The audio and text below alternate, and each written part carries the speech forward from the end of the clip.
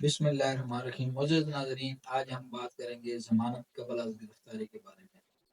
ناظرین، ضمانت قبل از گرفتاری کے بارے میں نارملی ہر بندہ یہ کنسیڈر کرتا ہے کہ کسی جو ملزم جس کے اوپر الزام لگا ہے اس نے عدالت میں جانا ہے، عدالت نے اس کو ایڈ انٹرم بیل الاؤ کرنی ہے اور اس کے بعد اس کو یہ جو عبوری ریلیف ہے یہ مل جانا ہے۔ لیکن ناظرین، ہر دفعہ ایسا نہیں ہے۔ یہ ایک نیا اصول، ایک نئی بات، ایک نیا ضابطہ معزز سپریم کورٹ نے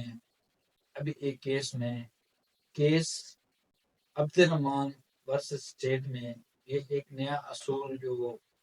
فائنلائز کیا ہے، اس میں یہ کیا ہے کہ ضروری نہیں کہ ہر آدمی کو ضمانت قبل از گرفتاری الاؤ کی جائے۔ اس میں یہ ہے کہ عدالت جو ہے اس کو یہ رائٹ حاصل ہے، اس کے پاس یہ پاور ہے کہ وہ کیس کے میرٹس کو دیکھتے ہوئے، یعنی کہ اس وقت عدالت کے پاس اور تو پولیس فائل ہوتی نہیں ہے، FIR کی کاپی ہوتی ہے، اس کو دیکھتے ہوئے اور شواہد کو دیکھتے ہوئے اور کوئی سوال بھی ملزم سے کر سکتی ہے، کیونکہ ضمانت قبل از گرفتاری کے موقع پر ملزم کا عدالت میں حاضر ہونا ضروری ہوتا ہے۔ اس کو دیکھتے ہوئے اور کیس کے میرٹس کو دیکھتے ہوئے عدالت کے پاس یہ اختیار ہے کہ وہ ایڈ انٹرم بیل الاؤ بھی کر سکتی ہے اور ریجیکٹ بھی کر سکتی ہے۔ یعنی کہ ضمانت قبل از گرفتاری